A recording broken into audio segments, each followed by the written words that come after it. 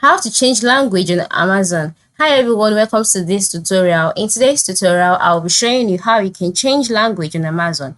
How can you do this? The first thing to do is to ensure that you have an Amazon account created already. And then once you've ensured that, the next thing for you to do is to open a web browser and then log in into your account. Once you're logged in into your account, you'll be brought to the Amazon homepage automatically, where you would see so many things that you can get on Amazon, home decor, as much as you need. All right, they are all here, skincare products and the likes. And then once you've seen everything and then you want to change your language, the next thing for you to do is move to the top part of the screen, where you see some options such as the Amazon logo, the search bar, and then next to the search bar you would see the country icons, a country flag, and the language is displaying. So currently it would be displaying English as the default language, but if you want to change this, just click on the